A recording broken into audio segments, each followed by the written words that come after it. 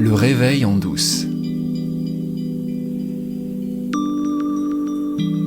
Les 2 épisodes précédents du réveil en douce ont suscité pas mal de questions et j'ai trouvé dans ma boîte mail ou dans les discussions que j'ai pu avoir avec tous les gens avec lesquels je parle, qui ont vu l'épisode Je suis une fille et puis qui ont vu le suivant, où je parle de l'amour de soi comme clé de l'éveil. On m'a posé pas mal de questions. Et il y en a une en particulier à laquelle je vais répondre tout de suite, c'est la question de l'identité. C'est-à-dire que dans la communauté non-duelle, donc les gens qui se reconnaissent dans l'idée de l'éveil et de ce que c'est que l'éveil, on m'a posé cette question de me dire, mais en fait, à partir du moment où il y a la réalisation du soi avec un grand S, il n'y a plus de genre. Or toi, Liv, on dirait que tu te poses encore une question d'identité. Et je voudrais faire un point là-dessus parce que, en fait, c'est un malentendu. Évidemment que le soi, c'est-à-dire ce que je suis au fond, la conscience infinie, illimitée et éternelle, elle n'a pas de genre. Mais le truc, et c'est très très bien illustré par Sylvaine, qui est celle qui m'a permis d'accéder à cette révélation de qui j'étais, en tant que genre pour le coup. C'est-à-dire c'est elle qui m'a conduit vers la petite fille que je ne voyais pas et qui m'a permis de tomber amoureux de moi-même complètement. Sylvaine, elle a une chaîne YouTube, qui pour l'instant n'est pas très connue. Je vais vous mettre le lien de la vidéo qu'elle a publiée pas plus tard qu'hier, en tout cas hier par rapport au jour où j'enregistre cet épisode. Et elle parle de l'éveil. Elle dit l'éveil c'est pour qui ? Et je trouve qu'elle est extrêmement juste dans sa façon de voir les choses. Elle dit, ok, tout est un, il n'y a personne. Ça c'est quelque chose qu'on dit souvent dans les cercles non-duels. En fait, si on cherche, il n'y a personne. Cette chose que nous sommes, c'est rien. C'est la non-forme. Et quand on médite et quand on travaille sur le retournement de la conscience, le retournement de l'attention sur elle-même, c'est vrai qu'on trouve ça. On trouve cette conscience infinie, éternelle, illimitée. Et on comprend que c'est ça qu'on est. Et c'est là une des premières clés de l'éveil. Moi, c'est ça qui a fait que j'ai commencé à vouloir parler de cette compréhension.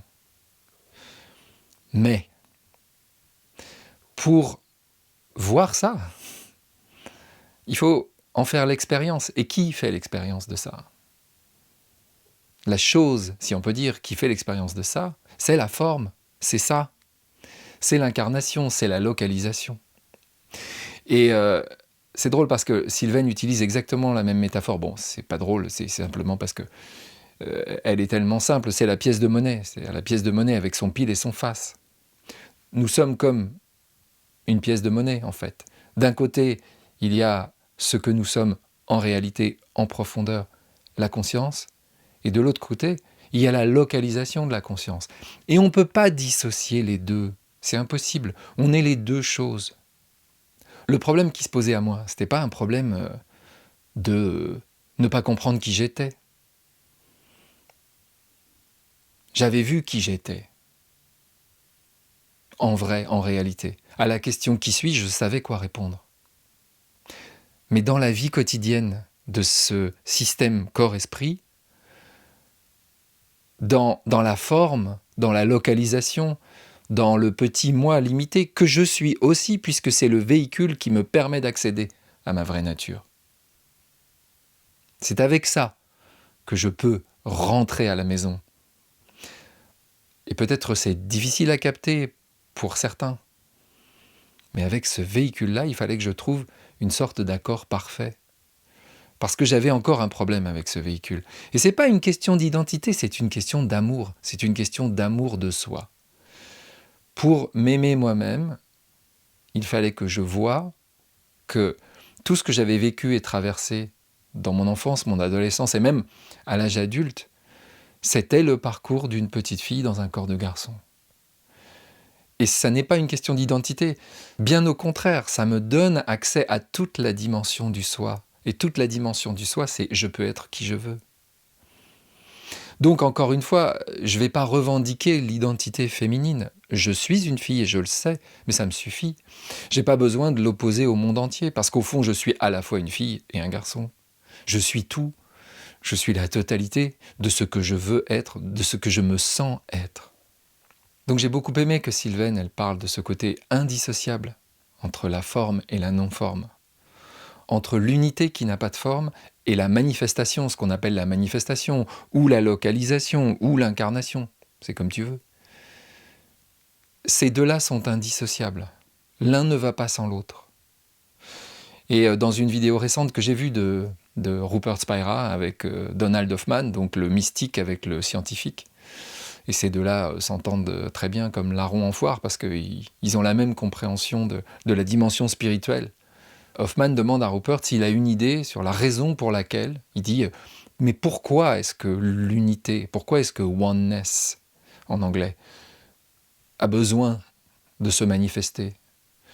Et Rupert répond « Ça, on n'en sait rien, mais l'hypothèse la plus crédible, c'est que d'abord, la question pourquoi n'a pas de sens dans ce royaume-là. C'est une question de la forme.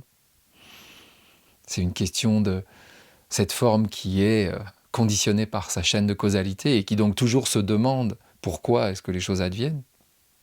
Et puis il dit deuxièmement, c'est certainement tout simplement parce que c'est sa nature. On ne se demande pas pourquoi l'eau de la rivière s'écoule.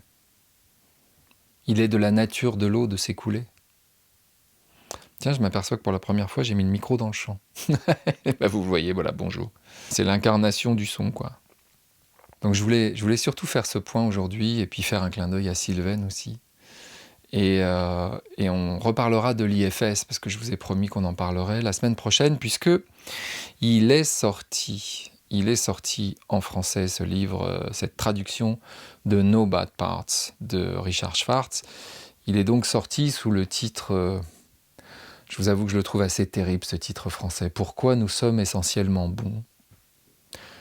En anglais, ça donne no bad parts, pas de mauvaise partie. C'est sûr que pas de mauvaise partie, ça peut pas être traduit littéralement, mais pourquoi nous sommes essentiellement bons, je suis pas sûr qu'il n'y avait pas mieux à trouver. En même temps, je vais pas me mettre à la place des éditeurs, c'est pas facile de trouver un titre. Pour un livre comme celui-là, c'est un livre magnifique. J'ai commencé à lire cette traduction, je l'ai reçue ce matin, donc j'ai pas eu le temps évidemment de le lire en entier. Ça a l'air bien, ça a l'air correctement traduit. J'apprécie surtout le fait que la traductrice n'a pas essayé de rendre un mot en français pour le mot « self ». Elle parle du self, comme Richard Schwartz parle du self. Elle a gardé le mot anglais. Self, ça veut dire soi, avec un grand S. Mais les éditions Quantum Way, qui sont spécialisées en psychologie, ont peut-être pas voulu aller sur le terrain de la spiritualité. Et le soi, avec un grand S, c'est le terrain de la spiritualité, en tout cas au moins dans le paysage francophone. Donc, ils ont gardé le self. Et on va en parler du self, on va en parler de tout ça pour décortiquer un peu ce qu'il y a dans ce formidable bouquin. Donc on se retrouve la semaine prochaine pour parler plus en détail de ce fameux Internal Family Systems de Richard Schwartz.